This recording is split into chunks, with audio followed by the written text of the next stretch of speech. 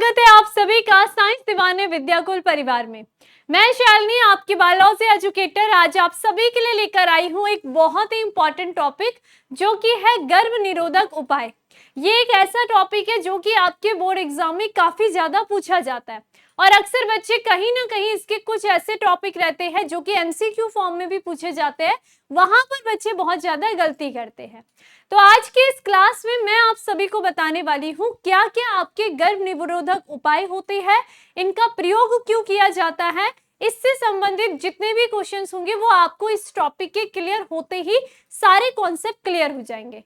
तो चलिए बिना देरी के साथ स्टार्ट करते हैं। क्लास शुरू करने से पहले आप सभी अपने सभी दोस्तों के साथ आज की क्लास के लिंक को शेयर जरूर करेंगे। तो चलिए जानते हैं यहाँ पर गर्भ निरोधक उपाय जिन्हें हम कॉन्ट्रासेप्टिव मेथड कहते हैं। तो सबसे पहले गर्भ निरोधक क्या होता है। देखो, गर्भ का मतलब क्या है कि एक तरीके से मादा क्या हो गई है, प्रेग्नेंट हो गई है।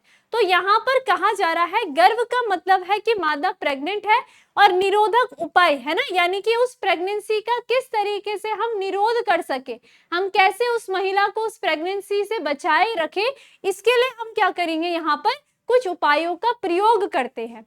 तो अगर आपसे सिंपल यहाँ पर डेफिनेशन पूछी जाए कि गर्भ निरोधक उपाय क्या होते हैं, तो देखिए गर्भ निरोधक वे सारे उपाय होते हैं जो कि किसी भी महिला को गर्भ धारण से बचाते हैं। अब आप सभी को पता है एक महिला की बॉडी में हमें पता है कि गर्भ धारण कब होगा। जब भी हम गर्भ धारण की बात करेंगे तो किसी भी महिला के शरीर में गर्भ धारण तभी होगा जब उसमें क्या होगा, निषेचन की क्रिया होगी। निषेचन का मतलब ये है कि जब उसके शरीर में यहाँ पर क्या है, जो उसका अंडाणु होगा और जो उसका यहाँ पर उसके शरीर पर जो शुक्राणु प्रवेश करेगा वो क्या करेंगे, आपस में यहाँ पर संलयित होंगे। तो जैसे ये संलयन हुआ उसके पश्चात यहाँ पर युग्मनज बनेगा और युग्मनज से आप सभी को पता है यहाँ पर क्या बनेगा, भ्रूण बनेगा और आगे चल करके ये भ्रूण क्या कर रहा है, एक नई संतति का निर्माण कर रहा है। तो ये तो होता है गर्भ धारण, या हम कहेंगे कोई महिला अगर प्रेग्नेंट हो जाती है। लेकिन हम यहाँ पर गर्भ निरोधक उपाय के बारे में पढ़ रहे हैं, यानी हमें उस महिला को प्रेग्नेंट होने से बचाना है। तो इसका मतलब आपको साफ साफ ये पता चल रहा है कि हमें उस महिला के शरीर में क्या करना है, कैसे भी करके ये जो अंडाणु है और ये जो शुक्राणु है इसके संलयन की क्रिया को क्या करना है, रोकना है। तो यहाँ पर ये जो रोकने की क्रिया होगी, मादा के शरीर में अंडाणु और शुक्राणु के संलयन की क्रिया को रोकने की जो क्रियाएं होंगी वो हम कैसे करवाएंगे, हम यहाँ पर उनके लिए कुछ उपायों का प्रयोग करेंगे और उन्हें ही हम क्या कहते हैं, गर्भ निरोधक उपाय कहते हैं। तो इस आधार पर हम ये कह सकते हैं कि गर्भ निरोधक उपाय क्या है, हम ये कहेंगे कि यहाँ पर किसी भी माता को असुरक्षित गर्भधारण से बचाने के लिए जिन उपायों का प्रयोग किया जाता है उन्हें गर्भ निरोधक उपाय कहते हैं। ठीक है, तो हम क्या कह सकते हैं, असुरक्षित संगर्भता से बचने के लिए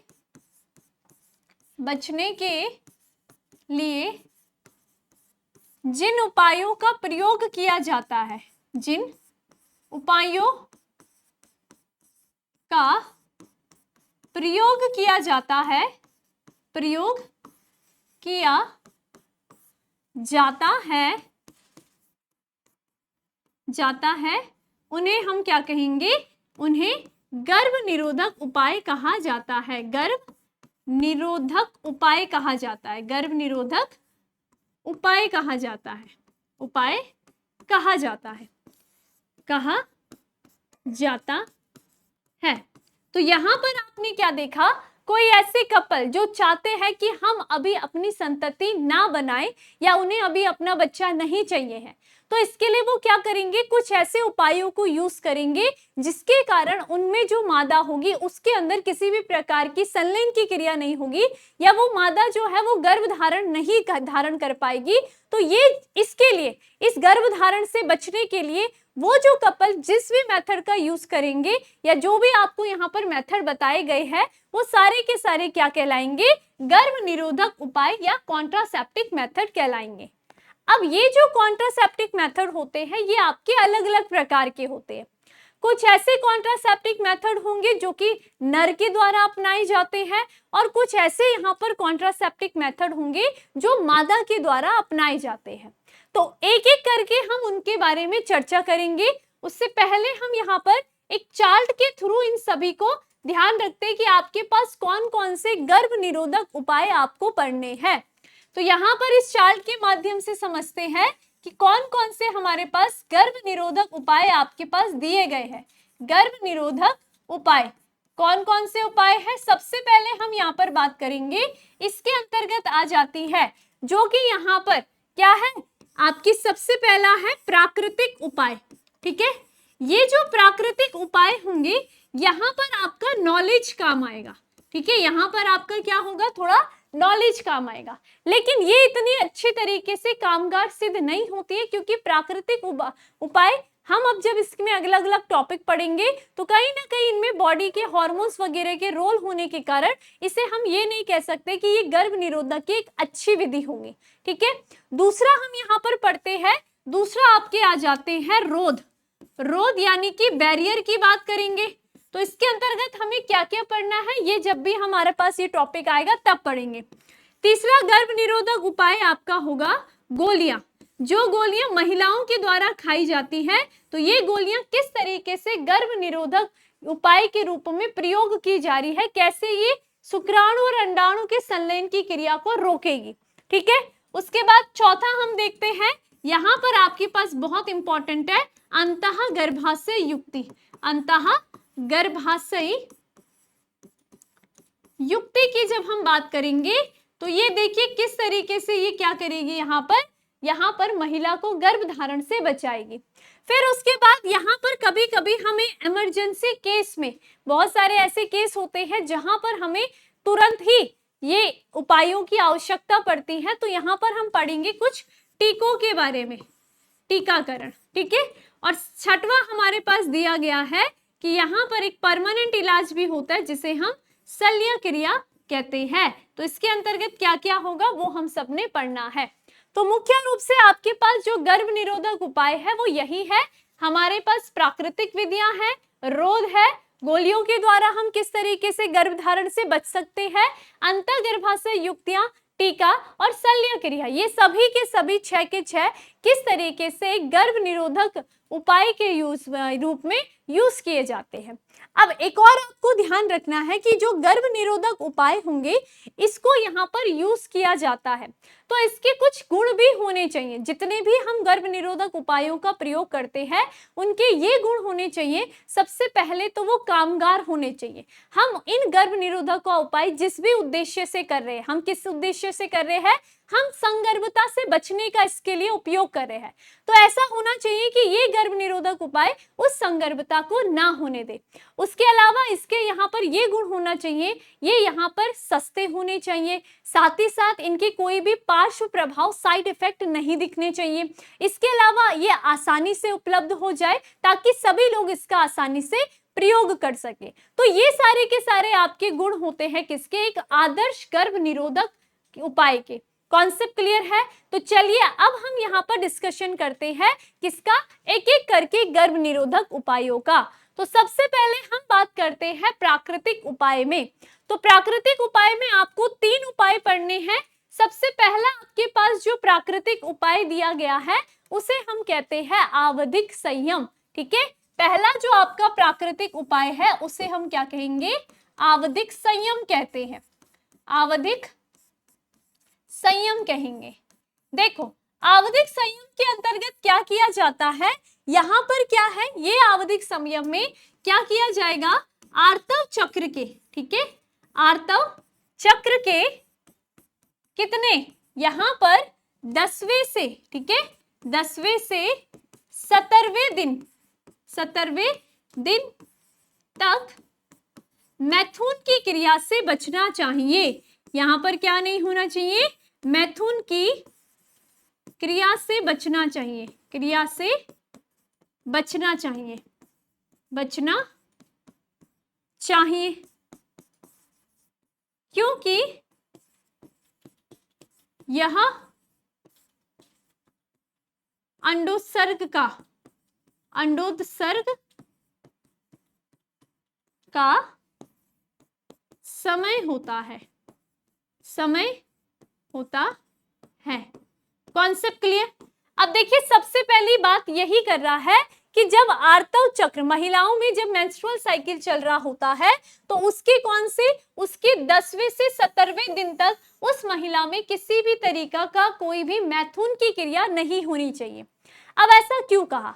क्योंकि आप सभी को पता है कि जब हमने आर्तव चक्र पढ़ा था तो आपको पता है कि 14वें दिन में अंडोत्सर्ग की क्रिया होती है, यानी कि जो यहाँ पर अंडाणु होता है वो क्या होगा, अंडाशय से निकल करके माता की फैलोपियन ट्यूब में आया होता है।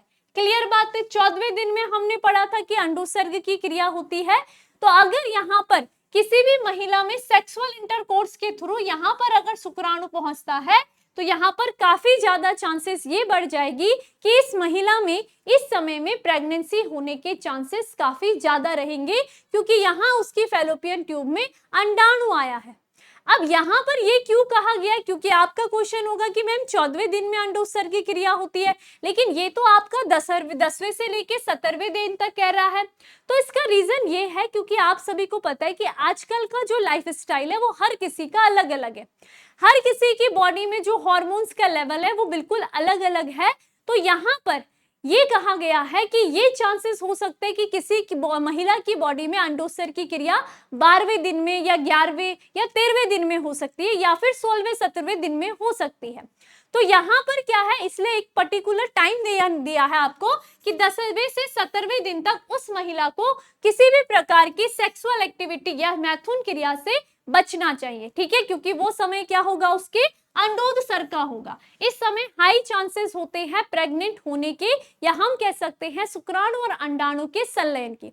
तो अगर कोई कपल इस समय 10वें से 17वें दिन के बीच में किसी भी प्रकार का कोई सेक्सुअल इंटरकोर्स नहीं हो रहा है तो इसका मतलब यहाँ पर क्या नहीं होगा, इस अंडाणु से कोई भी शुक्राणु संलयित होने नहीं आएगा, जिसके कारण जो मादा होगी वो कभी भी यहाँ पर संगर्भता उसमें नहीं होती है। Concept clear? तो ये सबसे पहली विधि होती है आवधिक संयम। क्लियर? चलिए दूसरी विधि की बात करते हैं। दूसरी विधि होती है स्तनपान अनावर्त। ठीक है, दूसरी विधि यहाँ पर प्राकृतिक विधि की अगर हम बात करेंगे तो इसको हम कहते हैं स्तनपान अनार्तव, स्तनपान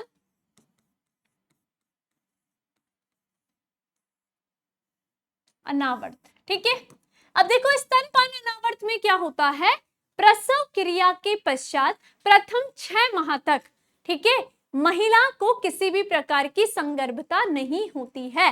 क्लियर बात है? हमने क्या कहा, प्रसव क्रिया के पश्चात प्रथम 6 माह, और ये प्रथम 6 माह कौन सा रहता है, ये रहता है आपके ये शिशु को दूध पिलाने का, है ना, दुग्ध स्त्रवण का समय होता है इस समय। ठीक है, शिशु के दुग्ध पान का समय,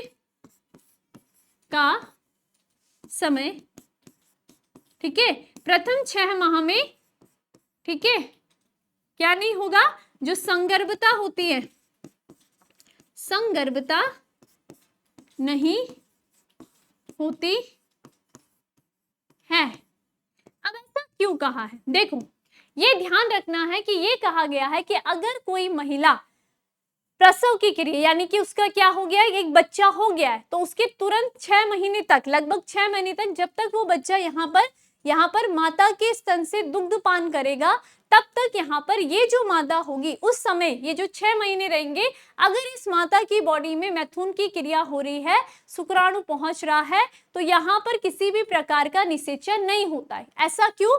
क्योंकि उस प्रथम 6 माह में महिला में अंडोत्सर्ग की क्रिया नहीं होती है। तो हम ये लिख सकते हैं क्योंकि क्या है कि इस समय क्या नहीं होगी, क्योंकि दुग्धपान के समय, ठीक है, यहाँ पर इस समय क्या नहीं होगी, अंडोत्सर्ग की क्रिया नहीं होती है।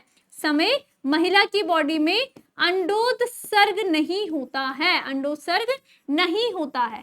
तो अगर यहाँ पर मैथुन की क्रिया हो भी जाए, महिला की बॉडी में शुक्राणु प्रवेश कर भी जाए, तो यहाँ पर महिला प्रेग्नेंट नहीं होगी। तो इसको कहते हैं हम स्तनपान अनार्तव।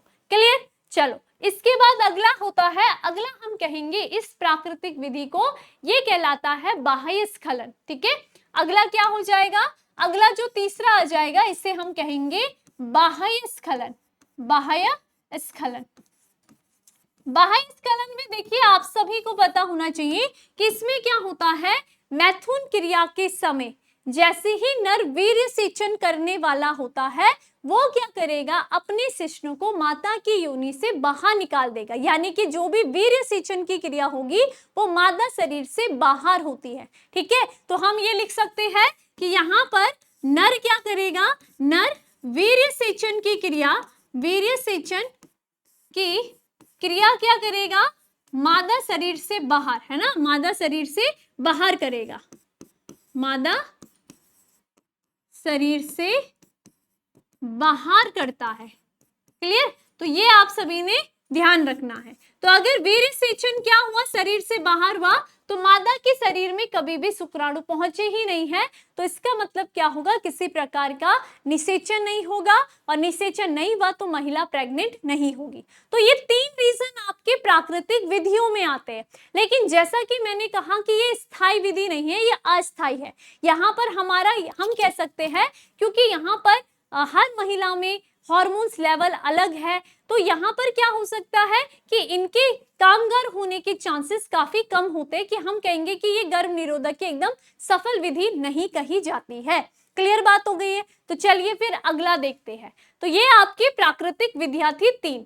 इसके बाद आ जाते हैं अपने रोध में। तो देखिए, रोध वो भौतिक कारक होंगे, वो भौतिक वस्तुएं होंगी जिनका उपयोग किया जाता है नर और मादा दोनों के द्वारा, जिसमें कि यहाँ पर शुक्राणु और अंडाणु के निषेचन को रोका जाता है।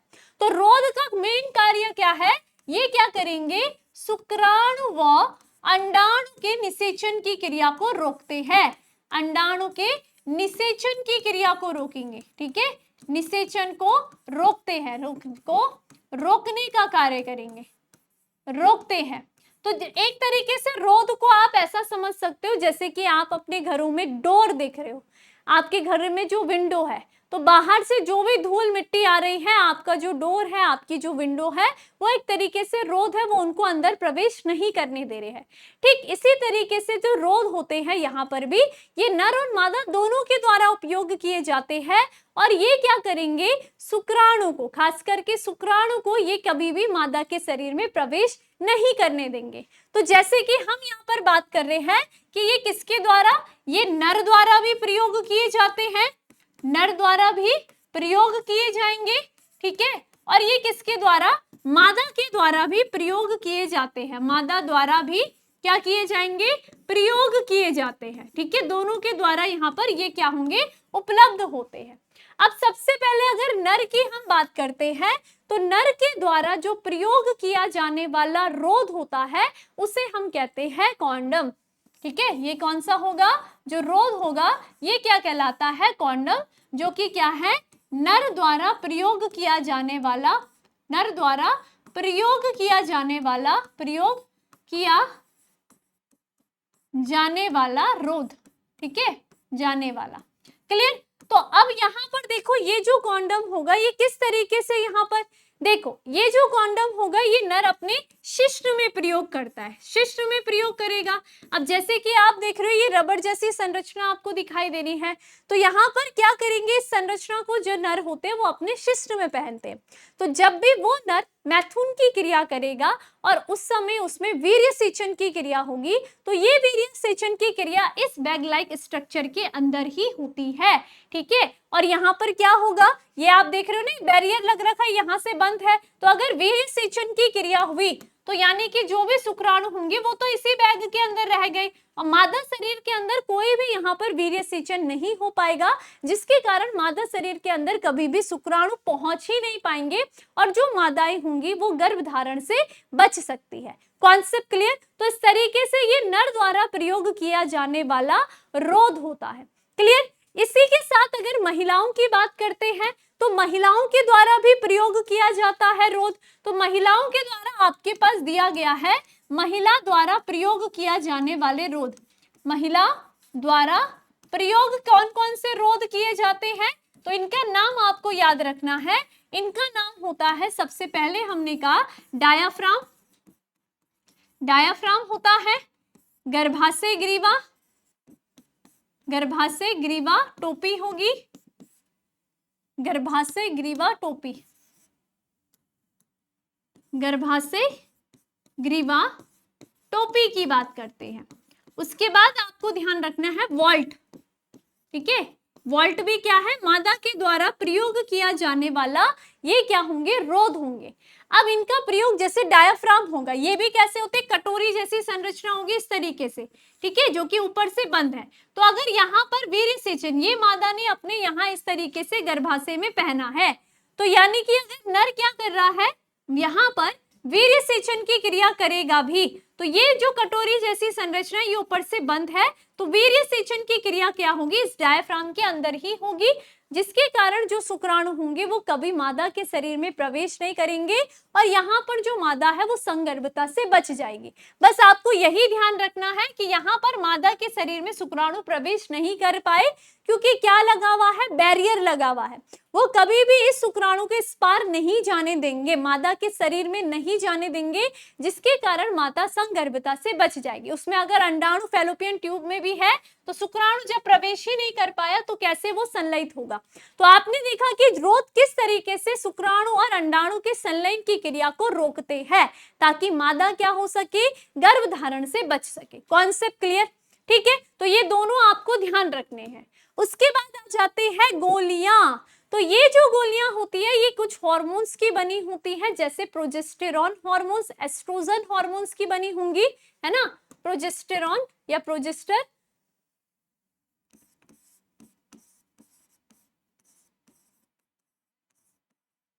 प्रोजेस्टेरॉन, एस्ट्रोजन, एस्ट्रोजन से मिलकर के बनी होती है। और ये जो गोलियां होंगी इसका प्रयोग कौन करेगी, केवल मादाएं करती हैं, ठीक है। मुख द्वारा खाई जाती हैं, मुख द्वारा ली जाती है, ठीक है। अब ये जो गोलियां होंगी इनका काम भी क्या है, ये भी काम करेगी मादा में अंडोत्सर्ग की क्रिया को रोकने का। एक तो इनका काम है किसका, शुक्राणु, या फिर हम ये कह सकते हैं इनका काम है एक तो शुक्राणु अंडाणु के संलयन को रोकने का, और दूसरा हम कहेंगे कि मादा की बॉडी में अंडोत्सर्ग की क्रिया भी नहीं होने देती। अब गोलियां भी आपकी दो प्रकार की होती है। एक होती है आपकी गोलियां सहेली, ठीक है। ये जो सहेली होती है, इस सहेली को मादाएं क्या लेंगी, हफ्ते में ली जाती है, ठीक है। ये क्या ली जाती है, हफ्ते में ली जाती है। यानी कि माना बात, किसी महिला ने ये जो गोली ली वो मंडे को ली, तो अगले जो दूसरा मंडे आएगा उस समय ये सहेली नामक गोली लेगी, अगर वो क्या कर रही है, गर्भधारण से बचना चाह रही है। Concept clear. तो सहेली याद रखना है, हफ्ते में ली जाने वाली गर्भ निरोधक उपाय गोली है। क्लियर। और दूसरी आती है यहाँ पर मालाडी, दूसरी आ जाती है मालाडी। तो ये जो मालाडी है ये भी गर्भधारण से बचाती है।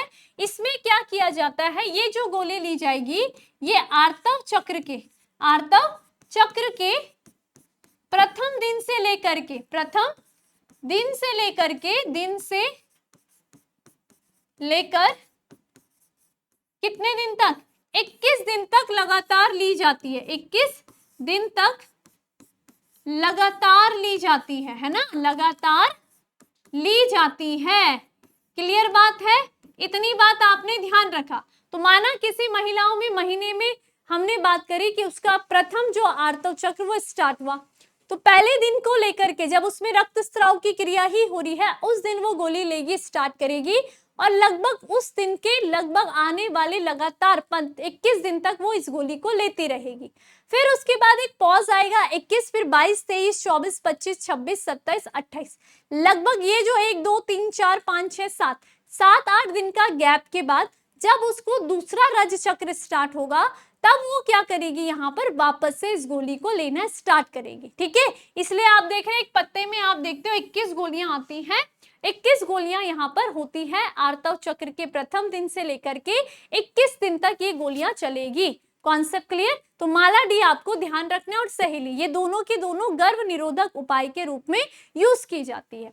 उसके बाद बात करते हैं आगे अंतः गर्भाशय युक्ति। अंतः गर्भाशय युक्ति ये भी मादाओं के द्वारा प्रयोग किया जाता है। मादाओं द्वारा गर्भाशय में प्रयोग की जाने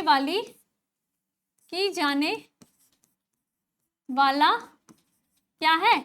गर्भ निरोधक उपाय है। गर्भ निरोधक उपाय है, ठीक है। अब देखो इसमें क्या होगा, ये जो गर्भाशय युक्ति होगी, एक तो ये क्या काम करेगी, एक ये क्या करेगी, शुक्राणु और अंडाणु के संलयन को रोकती है। शुक्राणु व क्या करेगी, अंडाणु के संलयन को रोकेगी, अंडाणु के संलयन को रोकने का काम करेगी, संलयन को रोकती है। क्लियर? ठीक है। साथ ही साथ ये क्या करेगी, अंतःरोपण की क्रिया को भी रोकने का काम करेगी। अंतःरोपण की, इम्प्लांटेशन की क्रिया, गर्भाशय में इम्प्लांट होता है ना, भ्रूण, क्रिया को रोकने का काम करेगी। यानी कि अगर बाई चांस किसी महिला में क्या हो गया, यहाँ पर संलयन की क्रिया हो गई, नर मादा युग्मक संलयित हो गए, तब क्या होगा, भ्रूण बनेगा आगे चलकर। अब उस भ्रूण से हमें बेबी नहीं बनने देना है, तो ये जो अंतःगर्भाशय कुछ युक्तियां होंगी वो इम्प्लांटेशन, वो भ्रूण गर्भाशय में इम्प्लांट ना हो इसको रोकने का कार्य करती है। किस तरीके से होंगी, गर्भाशय में आप देखोगे ये माना मादा का गर्भाशय है। क्लियर? ठीक है। तो हम क्या देखते हैं, गर्भाशय में ये कुछ इस तरीके से इम्प्लांट रहती है, इस तरीके से ये आपकी क्या होगी, अंतःगर्भाशय युक्तियां होंगी। तो अब हम जैसे कि बात करते कौन कौन सी अंतःगर्भाशय युक्ति होंगी, तो ये आपकी 3 प्रकार की अंतःगर्भाशय युक्ति होती है। एक होती है आपकी औषधि रहित, ठीक है, एक क्या होगी, औषधि रहित, आईयूडी लिख देती हूं, इंट्रा यूटेराइन डिवाइस, ठीक है। दूसरी जो होती है इसे हम कहते हैं कॉपर मोचक आईयूडी, जिसमें क्या होंगे, कॉपर आयन होते हैं, ठीक है। तीसरा जो होता है इसे हम कहते हैं हार्मोन्स मोचक, हार्मोन्स मोचक आईयूडीज होती है, आईयूडीज, ठीक है। तो ये 3 प्रकार की आईयूडीज आपको ध्यान रखनी है। क्लियर बात है, समझ गए? ठीक है। अब हम यहाँ पर देखते हैं, सबसे पहले औषधि रहित आईयूडीज की बात करते हैं। तो औषधि रहित आईयूडीज में आपका आ जाता है लिपेप्स लूप, लिपेप्स लूप आ जाएगा, ठीक है। अब ये जो लिपेप्स लूप होता है ये औषधि रहित आईयूडी है। तो इसका काम क्या है, ये क्या है, गर्भाशय में उपस्थित है, ये क्या करेगी, अंतःरोपण की क्रिया को रोकेगी, ठीक है। ये क्या करेगी, अंतःरोपण से, अंतःरोपण की क्रिया को रोपण रोकती है। क्लियर बात है? उसके बाद बात करते हैं कॉपर मोचक आईयूडीज। तो इसके एग्जांपल में एक तो आपका कॉपर टी आ जाएगा, कॉपर टी आ जाएगा, और एक आ जाता है कॉपर 7 मल्टीलोड 375 कॉपर टी। तो ये कौन से होंगे, ये वो कॉपर टी होंगे जो कि कॉपर आयन को रिलीज करते हैं। ये क्या करेंगे, ये कॉपर आयन, ठीक है, ये Cu आयन जो होते हैं इन्हें क्या करेंगे, रिलीज करेंगे, और इसके कारण क्या होगा, ये जो कॉपर आयन है ये शुक्राणु की गतिशीलता को कम कर लेते हैं। क्या करेंगे, ये शुक्राणु गतिशीलता कम करते हैं। शुक्राणु गतिशीलता की अगर हम बात करते हैं तो ये क्या करेंगे, उसको कम करने का, शुक्राणु गतिशीलता कम कर लेते हैं। अगर शुक्राणु की गति तेज नहीं रहेगी तो ये शुक्राणु कभी भी अंडाणु से संलयित नहीं हो पाएंगे। दूसरा ये क्या करेंगे, इस कॉपर आयन के थ्रू जो गर्भाशय ग्रीवा होती है, इस गर्भाशय ग्रीवा को क्या करेंगे, शुक्राणु विरोधी बनाते हैं, शुक्राणु विरोधी बना देते हैं, जिसके कारण क्या होगा, गर्भाशय ग्रीवा से जो भी सिक्रिएशन होगा वो शुक्राणु के भक्षण का कार्य करेगा। ठीक है, और शुक्राणु अगर यहाँ पर नष्ट होंगे तो जाहिर सी बात है कि वो क्या नहीं है, अंडाणु तक नहीं पहुंच पाएंगे। कॉन्सेप्ट क्लियर है। उसके बाद हार्मोन मोचक आयोडीज में आपको नाम याद रखना है किसका, LNG-20 का। और ये भी क्या करेंगे, शुक्राणु और अंडाणु के संलयन की क्रिया रोकते हैं, गर्भाशय ग्रीवा को शुक्राणु विरोधी बनाते हैं। तो इस तरीके से आपके ये तीनों के तीनों क्या है, अंतः गर्भाशय युक्ति है। बहुत इंपॉर्टेंट है, आपके एग्जाम में ये एग्जाम्पल पूछे जाते हैं, MCQ फॉर्म में भी आपके पास काफी बार ये क्वेश्चन पूछे गए हैं। क्लियर, चलिए उसके बाद आगे बात करते हैं। आगे आ जाता है टीका। ठीक है, टीका की अगर हम बात करते हैं, टीका की बात करेंगे तो ये कैसे टीके होते हैं, आपातकालीन टीके। आपातकालीन टीके यानी कि जैसे कि कुछ ऐसे केसेस होते हैं, जैसे हमने रेप केस की बात करी, तो इसमें महिला की कोई गलती नहीं है ना, रेप केस में। तो वो जो महिला है कहीं वो गर्भ धारण ना कर सके, तो इसके लिए यहाँ पर आपातकालीन जो टीका होता है उसको क्या किया जाता है, मैथुन के 72 घंटे तक, ठीक है, जिस दिन मैथुन हो गया या कोई केस घटना हो गई उसके 72 घंटे के अंदर, ठीक है, 72 घंटे के अंदर यहाँ पर अंदर क्या किया जाता है, अंदर यहाँ टीका लगा दिया जाता है। ठीक है, तो ये आपातकालीन कोई भी इमरजेंसी केसेस होंगे इसका उपयोग किया जाता है। 72 घंटे के अंदर इस टीके को यहाँ इस तरीके से इस मसल्स में इम्प्लांट किया जाता है। ठीक है, ठीक, इतनी बात आप सभी को ध्यान रखनी है। क्लियर, चलिए, और ये प्रोजेस्टेजन से बने होते हैं, प्रोजेस्ट्रोजन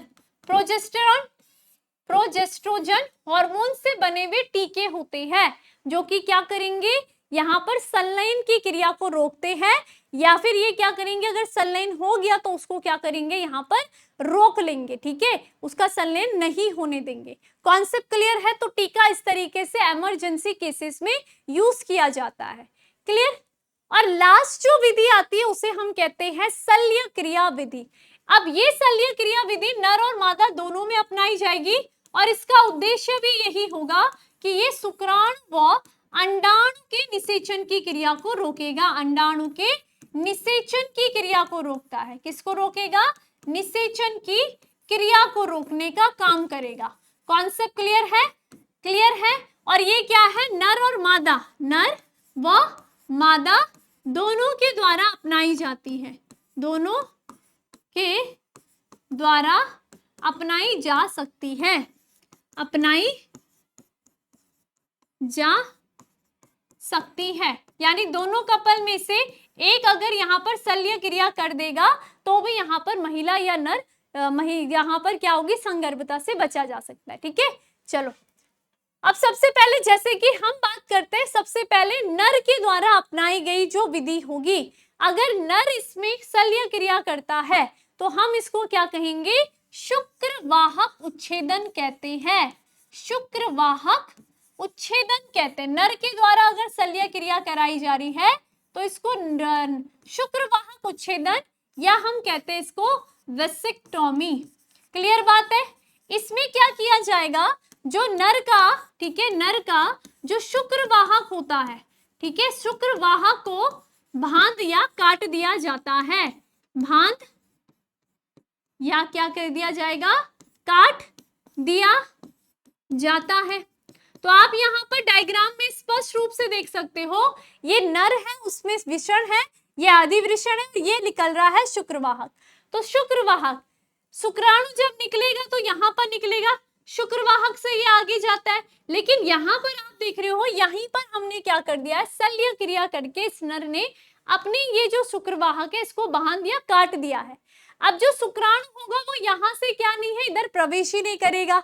ठीक है, केवल यहाँ पर सीमेन बनेगा, लेकिन उस सीमेन में क्या नहीं होगा, शुक्राणु कोशिका नहीं होगी। अगर ऐसा मर्द या ऐसा नर किसी भी महिला के साथ मैथुन की क्रिया करेगा और उस महिला में वीर्य सिंचन की क्रिया करेगा तो उसमें वीर्य तो जाएगा लेकिन उसके अंदर शुक्राणु कोशिका नहीं जाएगी, क्योंकि शुक्राणु तो यहीं रह गई है, इसको पार ही नहीं कर पाए हैं। तो यहाँ पर क्या होगा, शल्य क्रिया शुक्रवाहक उच्छेदन करके हम क्या कर सकते हैं, शुक्राणु और अंडाणु के संलयन की क्रिया को रोक सकते हैं। Concept clear? ठीक है, चलिए फिर आगे आ जाते हैं, महिला के द्वारा क्या किया जाएगा। तो महिला के द्वारा यहाँ पर शल्य क्रिया को हम कहते हैं अंडवाहिनी उच्छेदन, अंडवाहिनी उच्छेदन कहते हैं। ठीक है, और इस अंडवाहिनी उच्छेदन में क्या किया जाएगा, महिला की शल्य क्रिया में, इसमें महिला की जो अंडवाहिनी यानी फैलोपियन ट्यूब है, अंडवाहिनी को काट या भान दिया जाता है, काट या फिर क्या किया जाएगा, भान दिया जाता है। ठीक है, भान दिया जाता है, समझ में आ गई। और इसको हम क्या कहते हैं, ट्यूबेक्टोमी कहते हैं। ठीक है, इसको हम क्या कहेंगे, ट्यूबेक्टोमी कहते हैं। महिलाओं में अगर क्या हो रहा है, शल्य क्रिया हो रही है, तो इसमें देखो क्या होगा, यहाँ पर देखो अंडवाहिनी को काट या भान दिया, क्लियर। तो यहाँ पर अगर अंडोत्सर्ग की क्रिया से अंडाणु फैलोपियन ट्यूब में आ भी गया, तो अगर इस महिला में मैथुन क्रिया से शुक्राणु भी प्रवेश आ गए, ये शुक्राणु आ गए, लेकिन ये अंडाणु और शुक्राणु कभी भी निषेचित नहीं हो पाएंगे, क्योंकि यहाँ पर क्या है, अंडवाहिनी कटी या बंदी है। तो हमने क्या किया, शल्य क्रिया द्वारा अंडाणु और शुक्राणु के संलयन की क्रिया को रोक दिया है। तो यही क्या है, आपकी एक स्थायी विधि होती है गर्भ निरोधक उपाय की। क्यों होती है, क्योंकि यहाँ पर आप देख रहे हो, यहाँ पर पूरे चांसेस है, 100% चांसेस है कि संलयन की क्रिया नहीं होगी। ठीक है, तो ये आप सभी के आज की क्लास में हमने देखा कि किस तरीके से हमने अलग अलग उपायों के बारे में पढ़ा और उसमें देखा कि ये उपाय किस तरीके से एक माता को संगर्भता होने से बचा रहे हैं, यानी कि असुरक्षित गर्भ धारण करने से बचा रहे हैं। तो इसलिए हमने इनको कहा गर्भ निरोधक उपाय। कॉन्सेप्ट क्लियर है, ये आपने ध्यान रखना है। अब आपके लिए होमवर्क यही है कि आप मुझे अंतः गर्भाशय युक्तियां, वो जो मैंने 3 प्रकार बताए, उन तीनों के नाम और उनके एग्जाम्पल कमेंट में करके दोगे। ठीक है, तब मुझे लगेगा कि आपको ये टॉपिक अच्छे से क्लियर है। इसी के साथ साथ जो बच्चा नया है हमारे चैनल पर, वो चैनल को सब्सक्राइब करेगा। साथ ही साथ हमारा जो टेलीग्राम ग्रुप है साइंस दीवाने विद्याकुल नेम से, आप इसको ज्वाइन जरूर करें। क्लास के बाद तुरंत आपको पीडीएफ नोट्स वहीं मिलेंगे। इसी के साथ साथ अगर आपको कोई भी परेशानी है, टेलीग्राम ग्रुप नहीं मिल रहा है, तो आपके पास एक हेल्पलाइन नंबर दिया गया है, आप इस हेल्पलाइन नंबर पर कॉल करके अपनी कोई भी परेशानी बता सकते हो। तो मुझे लगता है कि आज की क्लास आपको बहुत अच्छे से समझ में आ गई होगी और आप इसको अपने नोट्स में मेंशन करके बहुत ही इजी तरीके से अपने एग्जाम के लिए तैयार कर सकते हो इस टॉपिक को। तो चलिए फिर आज के लिए इतना ही और मिलते हैं आप सभी से ऐसे ही इंटरेस्टिंग वीडियो के साथ, नेक्स्ट टॉपिक के साथ। तब तक आप सभी अपना ध्यान रखिए, बाय बाय।